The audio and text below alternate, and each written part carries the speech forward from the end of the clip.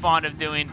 And that's so difficult for Protoss to deal with if the Zerg gets that position, where if they don't have a lot of Phoenix, with the new regen ability Muteless, if the Zerg just has a giant muted pack, it's very difficult to actually kill them, even if you have Psystorm and Link. But here we are, first map, Daybreak. You're scaring me with the Mutatalk, man. In my nightmares that that plays in my head, to the point where I've started playing a lot more Zerg lately, but it's much easier to watch those Muta transitions happen than to actually do them. It's not so simple, but we'll see what happens here. This should be really interesting. Again, we have no idea what these players are intending to do. They were chatting a little bit in the pregame lobby, mentioning 6 pools and 7 pools, but it doesn't look like that's happening right now here from Suppy. But let me introduce the players of this game number 1 of this best of 3, where the winner will advance to the Premier League of Season 2 WCS America to join the existing 13 that are there. There's still plenty more to add, but at the bottom left-hand location we have the Red Zerg player representing Team Evil Geniuses. Hailing from the United States of America, he is Suppy.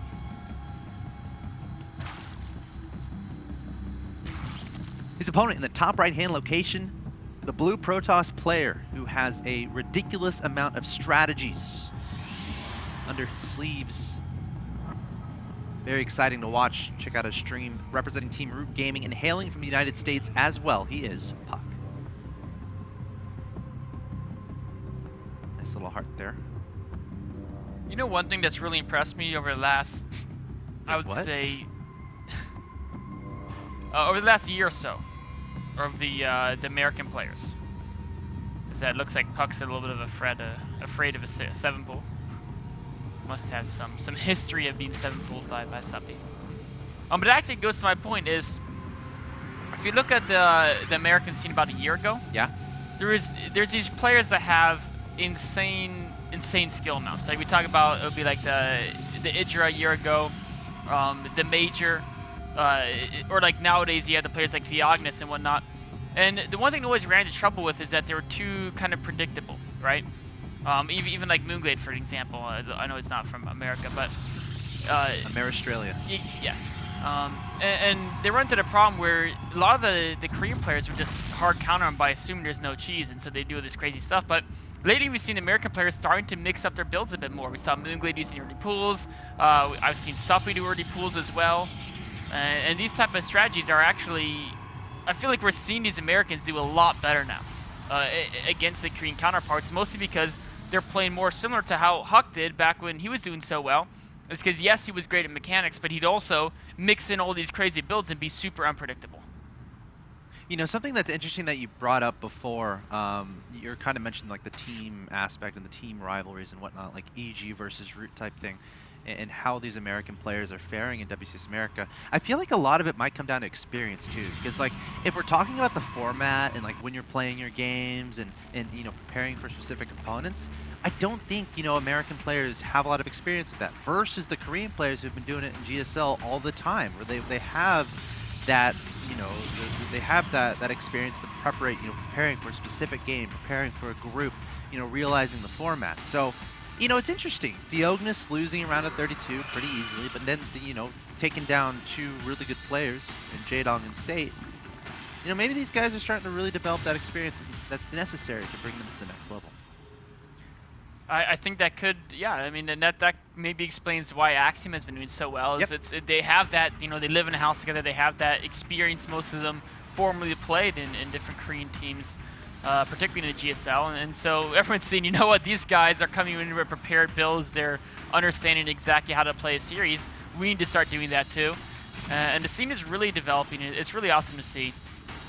So far in this game, pretty relatively even openings here. Nobody doing anything super crazy. I like how Suppy's very quickly put a creep tumor by his 3rd base. We've seen, if a Protoss goes for 2-base timing, which we've seen a lot of on Daybreak actually, it's one of the maps where 2-base timings are not rare at all, it's almost always down this alleyway towards the 3rd. And the farther you have creep spread in this angle, where the 2-base timing usually hits you, if it's Blink Stalker Sentry or Immortal Sentry, the farther back you can force them to put their closest pylon. Makes a huge difference. Yes. Not to mention, of course, also you want to fight on creep, so your units run faster. Because Zerg units do want to run around. Yes, They do indeed. The first time I saw a speedling on creep, I was amazed because they are fast. Very fast units indeed. And again, you know, back to that Scarlet discussion where, you know, that's pretty much what she's known for. And of course, Scarlet and Suppy talk a bit about strategy and whatnot, so we'll have to see how much Suppy prioritizes that creep spread as the game goes along. We've seen Overlord Scout here from Suppy at exactly the appropriate time. Gonna see everything that's happening. And this is really cool. Seeing a Stargate and a Robo is awesome because he knows there's no gateway aggression. So often there's a Stargate, but then there's also 4 gates of Zelks. Yeah. And so seeing the Robo it really tells him everything. Oh! Except then it's canceled. Oh! This could be very tricky. Puck with some mind games here. Okay, so Suppy needs to identify this. Puck adding on 1, 2, 3, 4, 5, 6, I can't count, 7 gateways? Going up to 8? Not even going to build out of the Stargate? Oh, 9. He's going up to 9 gateways now. So a situation that started with Suppy identifying, okay, you got a Stargate, okay, you got a Robo, you're teching, you're not doing gateway aggression. Behind this, Suppy adding on spores, adding on drones. I think layer, did he go layer? Yeah, his layer's done. Going to Spire. This is the situation where He needs to find the probe and the pylon. he needs to make sure no proxy pylons get up. If he can do that, then he can see the gateway army as it moves out from Puck's main.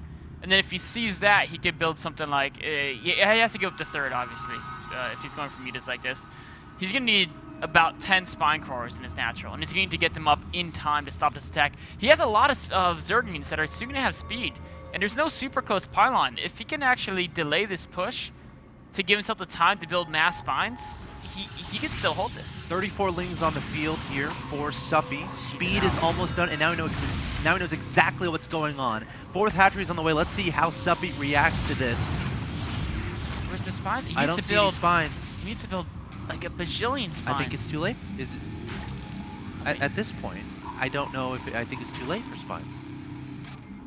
It's a very tough call. He has a lot of speed. If he can get a very good surround, he can still make it happen. What he's trying to do, Force Field's going down here from Puck. Still has that time warp up, or still has a Militia Core up above. I guess he used the time warp or something before because I don't see any spells being used by it, and it's down to 40 energy. Yes, it's the Haste Race now. 11 meters on the way. Okay, this game's about to get pretty crazy here. +1 melee is not able to finish the links, which is actually a pretty big deal. Puck back home. We'll have to see if he tries to add on any cancel because he should be aware at this point of what's going on. He sees the Spire at the natural expansion. He saw the no spine colors. Speedlings are not wanting to engage. Puck is starting to go through the things of, okay, how do I lose this game and how do I prevent those things from happening? Oh, Zerging's trying to get in there, but great force field's keeping it back. The mutas are coming in, but there's too many sentries and stalkers. So many sentries and stalkers representing so much anti-air potential here from Puck. Suppy trying to make this happen. More and more stalkers being warped in here, but I think Puck caught Suppy completely off guard. Remember, this game started with Puck adding on a Stargate, adding on a Robo, Suppy scouting it, but Puck did nothing with those buildings, canceled the Robo, made a bazillion gateways, and this is the result. Puck mind gaming his opponent. Suppy now going for the base trade, but it may be too late. Puck knows his opponent has to go for base trade, so now he can spend the entirety of his resources in just building up defenses. The pylon's going to go down. It's going to depower almost all the gateways.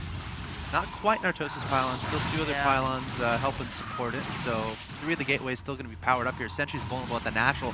Puck backing up some units here, realizing, okay, his opponent's main is forfeit. The Sentry's going down really fast at the natural expansion. Cannon getting targeted, but 2 more finishing. The Link's getting in, though. No Sentry here to force field, so Suppy getting a decent amount of damage done. But again, Puck is returning back with a large amount of his forces. Oh, but I think he has enough to break the spines. If he breaks the spines, he doesn't even have to engage him, really. Oh, he's going to so sneaky, coming around the back.